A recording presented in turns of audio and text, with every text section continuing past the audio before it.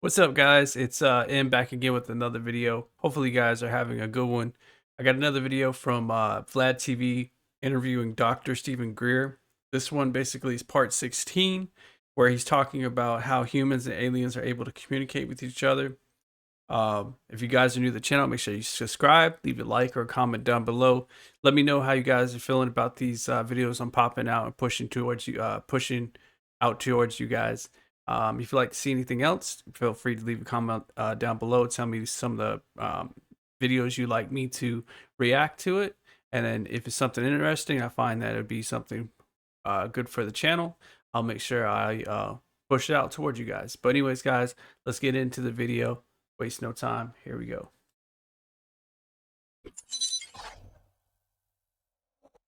Okay, my last question for you is a very basic question, if you will. Sure. What does you personally have had 3 encounters with extraterrestrials? Once when you were very young, another when you were 18, and I believe another when you were in your 30s. We have found alien species alive. What does the communication look like? Is there communication? Is it telekinetic? Do we speak the same language? Like, what does actual communication between humans and alien beings look like, if it does exist? It does exist, but it's gonna be, as I mentioned earlier, consciousness and thought interface with technologies. So I have a old McDonnell Douglas that became part of, and Phantom Works became part of Boeing, scientist on my team, and he's probably in his 90s now. But back in the 60s, they were investigating an event that happened that old man McDonnell Douglas sent him on a mission, and this person had an encounter with an extraterrestrial being, and the ET had some sort of little black rectangular box that was attached to him, and the person who had the encounter was clearly receiving thought, and as if you would hear it, but it was a clear transmission through consciousness and thought, but electronically. And it was in English, because apparently it goes through this sort of universal translator that is consciousness emerging into a thought. So I don't know how much this is true, but I have heard that aliens have a way to talk to you without actually speaking, without using a voice box, as far as like, vocal cords or something like that. From what I've been told, is like it's a telepathic type of translation towards each other, where you don't even have to talk. This is new. What Dr. Greer is saying, basically, that's something that these guys can carry on them around their waist, and it's a box type of thing to where I guess it could speak different languages. Rather interesting, from what I'm pretty sure you guys have heard too, that aliens are telepathic, and that's how they able to communicate vice versa to whoever they're trying to talk to. So very very different, I guess, what he's saying than what we've normally heard. So, let's say the word apple. You could see a red apple, I see a red apple. We're using the English word apple. But imagine if the communication system did it on the level of the essence of that thing itself, and then popped it into your language. Does that make sense? This is really advanced. Perfect sense. Yeah. Okay. So that's what we're talking about.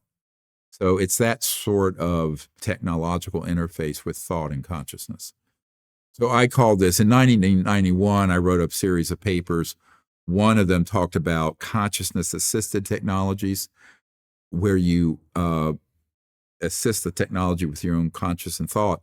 But there's the reverse. There's technology that assists your own consciousness and thought ability to transmit.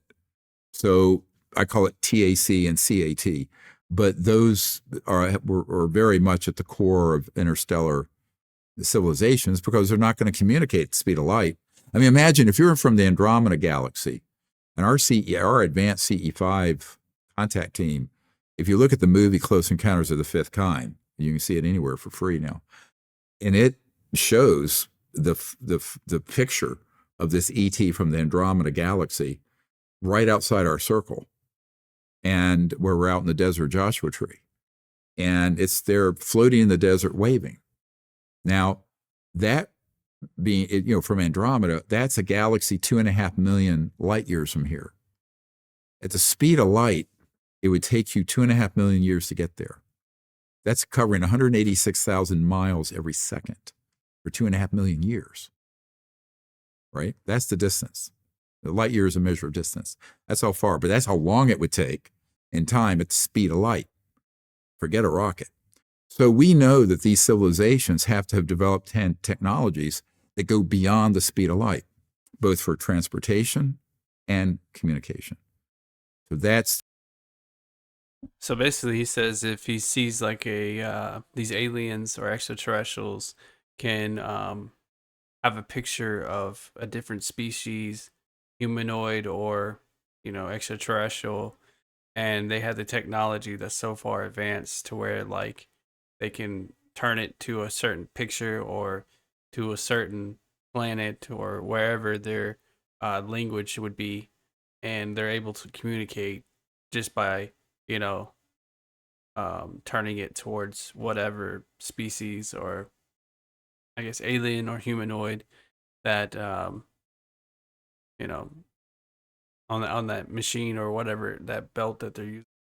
Um, I don't know. To me, it sounds like a bunch of bull hockey, but at the same time, who am I to judge Doctor Greer here? A lot of stuff he has said just doesn't add up to me.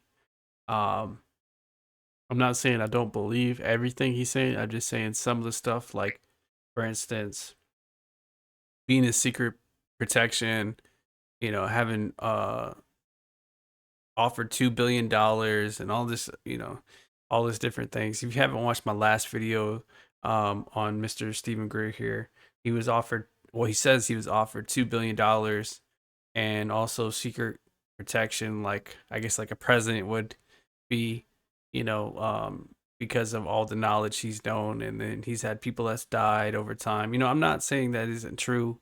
I'm just saying it just seems far fetched from a common person like myself that can't wrap his head around some of the stuff that he's saying. But as he said, like just a few moments ago, that these aliens, extraterrestrials, have the technology to where they can just go into some type of device and it will translate to a language that maybe uh, us normal folks wouldn't be able to would learn so fastly. We would have to take time to actually learn the language, but they can just turn it to whatever language they need to be able to communicate with the individual or humanoid or extraterrestrial species. So yeah. The core of it right there. And so it makes total sense. It sounds kind of like, whoa, that's kind of far out there, what we're talking about in terms of thought and consciousness interfacing with machine and technology. But there's no other way it would happen. There's just no way it's going to happen through a normal speed of light transmission like we use a cell phone or a video conference. Wow, incredibly fascinating stuff. Dr. Greer, I this has been my pleasure. It was great meeting you. It's so fantastic to meet you. I thank you for I thank you for being courageous enough and bold enough to come forward with your findings. You obviously know that you're going to be met with skeptics and doubters and people that are not ready to believe. But so much of what you're saying, I mean, I wouldn't say that there's not people that want to believe. It's just that when you're a person that goes off of, common sense or goes off of, reality, like a lot of the things that he's saying, just some of it just doesn't really add up or make any sense whatsoever. Like as far as me as a person, I'm not saying this man is a liar, but when you add certain things to the, formula and you try to add it up, and the variables aren't adding up. It just doesn't make any sense. And for me, when like what caught me off guard was, I still think about this. It's just that this man said that he was offered $2 billion, 2 billion, you know, to keep his mouth closed because he was basically knowing too much knowledge. But yeah, you got whistleblowers out here that their lives are constantly on the line, their reputations, their families' lives are on the line, Um, but yet you got this guy that was an ER doctor. All of a sudden, he's able to mingle with all these people that are these high up secret clearances and were intelligence officers and worked in these black budget programs. It just doesn't make any sense to me. But at the end of the day, I just want to tell you guys, what your thoughts are your own. So don't, take my thoughts and just believe what I'm saying. Go out there, do the research, find out, what you guys think is the truth. But at the end of the day, my what I'm saying is just an opinion. At the end of the day. So, but anyways, guys, this is the end of the interview here. Um, my name is M. If you would leave a like or subscribe if you're new to the channel. Comment down below what you think. Do you believe what he's saying about the technology that these extraterrestrials are able to use to be able to communicate? Do you think they are communicating telepathically, or do you think it's just full of crap? Um, I do have another video with Dr. Stephen Greer. It's a little bit longer. I believe it's like 13 minutes. That video will be coming out either a day or two after this one, and then we're going to jump on to something else, like maybe a documentary, or maybe go back and break down a little bit more what they said at the hearing, or some of the interviews from the whistleblowers, or some of the oversight committee. But I appreciate you guys for tuning in. My name is M, and talk to you guys later. Peace.